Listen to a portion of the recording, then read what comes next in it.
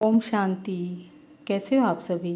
उम्मीद करती हूँ परमात्मा के आशीर्वाद से आप सभी बहुत अच्छे होंगे।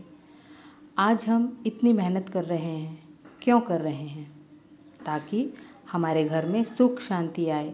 मगर अब हम ये बात नोटिस कर रहे हैं कि हमने भरपूर पैसा कमा लिया, बंगला गाड़ी जो चाहिए वो हासिल कर लिया, मगर अब भी हमारे घर से वो सुख शांति कोसों दूर है। मैं भी आप ही में से एक हूँ। मैं भी सुख शांति की तलाश में ही रही। बहुत ढूंढा मगर वो कहीं मिली ही नहीं। पर जब मैं ईश्वरीय विश्वविद्यालय से जुड़ी तब जाकर मुझे एहसास हुआ कि जिसको मैं बाहर जिधर उधर तलाश कर रही हूँ वो तो मेरे भीतर ही है, और उसको पाने का सबसे अच्छा रास्ता है मेडिटेशन। जब से मैंने मेडिटेशन करना स्टार्ट किया तब से मेरे अंदर की शक्तियाँ धीरे धीरे जागने लगी और मुझे परमात्मा का साथ महसूस होने लगा।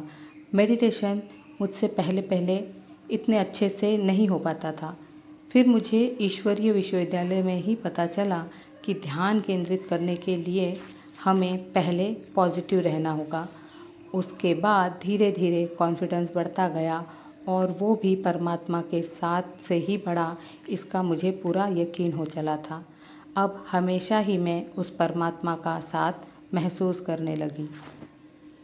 ये किस्सा भी कुछ इसी बात को दर्शाता है। आज से करीब 2 साल पहले की बात है। बारिश के दिनों की बात है ये। बारिश दिन भर से हो ही रही थी। मुझे मेरी फ्रेंड के घर जाना था, कुछ काम था। शाम का समय था। मेरी फ्रेंड के घर से निकले तो बारिश बहुत कम हो रही थी। हमको थोड़ा बाज़ार भी करना था। मेरा बेटा मेरे साथ ही था। रेनकोट पहना था उसने, मगर मैं रेनकोट नहीं ले गई। बाज़ार करने के बाद एक झोला मेरे और मेरे बेटे के बीच में रखा हुआ था। बारिश धीरे धीरे करके तेज़ होने लगी थी। अब रात होने में थी तो रुकना तो पॉसिबल नहीं था। मैं आराम से गाड़ी चला रही थी। हमारे यहाँ रोड के काम चल रहे थे। अब रोड के बीच में पौधे लगाने के लिए उसका काम चल रहा था, तो रोड पर साइड में रेत का ढेर पड़ा था। अब रेत का ढेर मुझे दिखा नहीं और एकदम से मैंने गाड़ी रेत के ढेर पर चढ़ा दी। मेरी स्कूटी थी, स्कूटी के टायर रेत में फिसलने लगे और एकदम से मेरी गाड़ी स्लिप खाकर डिवाइडर की तरफ बढ़ने लगी। अब बस मेरी गाड़ी डिवाइडर से टकराने ही वाली थी। मेरी ज़बान से अचानक बाबा वर्ड निकला, वो भी ज़ोर से चीख के साथ, और अचानक ही फोर्सफुली मेरी गाड़ी वहीं रुक गई। ना ही वो सामने डिवाइडर से टकराई और ना ही मेरी गाड़ी फिसल कर गिरी। हमारी साइड से एक 4 व्हीलर और 2 बाइक गुजर रही थी। वो भी यह नज़ारा देखकर चौंके और वहीं रुक गए।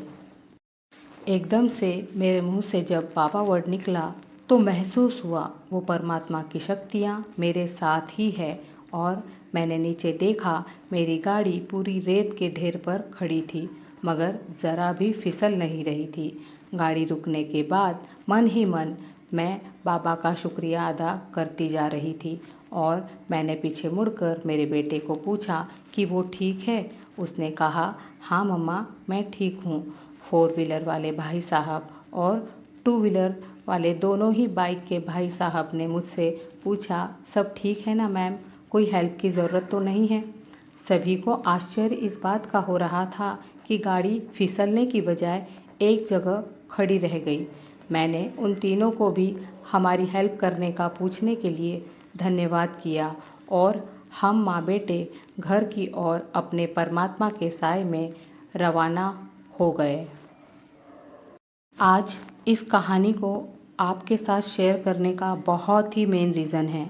इस कहानी के माध्यम से मैं आपको ये संदेश देना चाहती हूँ कि हम जब भी घर से बाहर निकलें या हमारे बच्चे घर से बाहर निकलें तो कुछ समय के लिए अपने घर के मंदिर के सामने खड़े होकर उस परमात्मा को कहें अपने साथ चलने के लिए, और परमात्मा की शक्तियों की किरणों का घेरा अपने चारों तरफ बना लें। तो उस परमात्मा की शक्ति के घेरे के अंदर हम हमेशा ही सुरक्षित रहेंगे, उस परमात्मा के सुरक्षा कवच में। ओम शांति।